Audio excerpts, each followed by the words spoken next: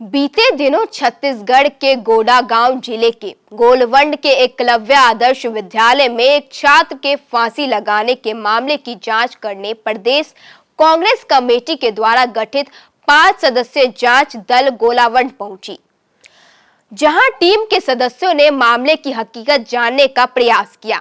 गठित जांच दल ने पत्रकारों से चर्चा करते हुए बताया कि हॉस्टल के कमरे में जिस पंखे से फांसी लटकाया बताया जा रहा है, उस पंखे में आज भी मकड़ी की जाली लगी हुई है।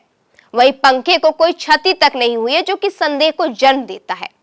सदस्य के रूप में शामिल रहे पूर्व मंत्री मोहन मरकाम ने कहा कि हमें ज्ञात हुआ है कि सबका पोस्टमार्टम शाम 7:30 से 8 बजे के बीच मोबाइल टॉर्च की रोशनी में किया गया है, जबकि अमूमन है कि शाम 5 बजे के बाद पोस्टमार्टम नहीं किया जाता है। लेकिन यहाँ शासन और प्रशासन के दबाव के चलते इस प्रक्रिया को अंजाम दिया गया।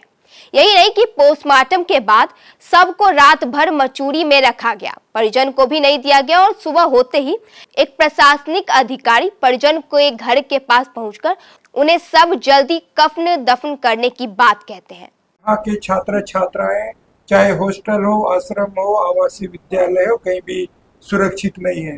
चाहे पखांजूर की घटना हो, चाहे गोलावंड आदर्श एकलव्य आदर्श विद्यालय की घटना हो, या फिर मर्दापाल में 2 बच्चे जो मलेरिया से मौत हो जाती है, तो कहीं ना कहीं एक गंभीर विषय है। भारतीय जनता पार्टी की सरकार छात्र छात्राओं का ध्यान नहीं देती।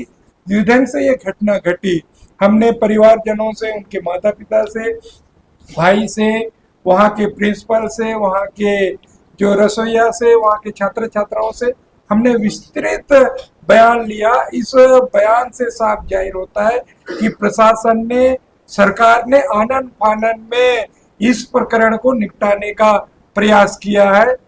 पहली बार हम देखने को मिला कि मतलब 7:30 बजे पोस्टमार्टम प्रशासन के दबाव में होता है। तहसीलदार मर्दापाल सुबह 6 बजे घर परिवारजनों के पास आ जाता है, दबाव करता है कि आप बॉडी को जल्दी से लाइए और इसको दफन कर लीजिए। तो कहीं ना कहीं प्रशासन और सरकार की बड़ी भूमिका इसमें दिखती है, क्योंकि ये सरकार इस प्रकरण को दबाना चाहती थी और इस आनन फानन में इस प्रकरण को निपटारा करना चाहती थी। प्रदेश कांग्रेस कमेटी के निर्देश पर आदरणीय लखेश्वर बघेल साहब के साथ हम लोग सब गए थे, सबने बयान लिया है और बयान में स्पष्ट होता है जिस पंखे में बच्चे को फांसी लगाने की बताया गया है, जबकि उस पंखे में आज भी जाली लगा हुआ है, न पंखे को कोई क्षति नहीं हुआ है। तो कहीं ना कहीं कई संदेहों को इसमें जन्म लेता है। हो सकता है कहीं इसमें 2 लोग शामिल होंगे। उस बच्चे के पास मोबाइल था, ऐसा वहाँ के स्टाफ का कहना है, जबकि घर वालों का कहना है कि हमने मोबाइल उनको नहीं उपलब्ध कराया है। तो किनसे बात की है, कॉल डिटेल की भी जांच होना चाहिए। सबसे बड़ी भूमिका जो ट्राइबल विभाग से संचालित है, जो एकलव्य आवासीय विद्यालय, इसमें जिम्मेदार अधिकारी और वहाँ के जो स्टाफ है उनके ऊपर भी कार्यवाही होना चाहिए। सबसे बड़ा दोषी तो सरकार है, क्योंकि सुविधाएं बच्चों को उस ढंग से नहीं दी जाती। आज भी हम देखें एकलव्य आवासीय विद्यालय के लिए सरकार से बहुत ज्यादा पैसा फंड आता है, अतिरिक्त उनको सुविधाएं मिलती है। ना वहाँ मच्छरदानी का ठिकाना नहीं है, ना वहाँ खाट का ठिकाना नहीं। मुझे लगता है व्हाइट वॉश, मुझे लगता है 5-6 सालों से वहाँ उसकी रंगाई पुताई भी उस आवासीय विद्यालय का नहीं हुई।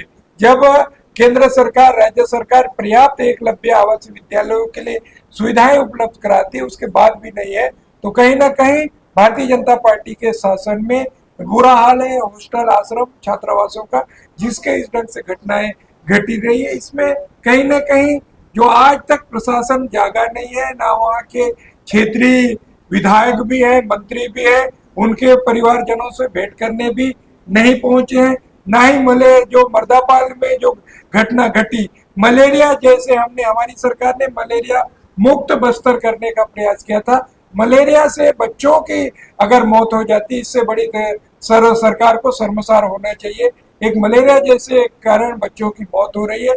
हम मीडिया के साथियों को भी हम धन्यवाद देना चाहते हैं, आप लोगों ने मलेरिया के बारे में और बाकी जो घटनाओं के बारे में आपने उठाया था, तो आप भी लोकतंत्र के चौथे स्तंभ है, आपने भी उठाया है, तो कहीं ना कहीं आप बधाई के पात्र हैं। सरकार उसके बाद भी नहीं जाग रही है, तो कहीं ना कहीं जो दोषी व्यक्ति हैं, चाहे सरकार हो चाहे प्रशासन में लोग हो, जो भी सबके ऊपर कार्यवाहियां बनती है और जवाबदेही सबके ऊपर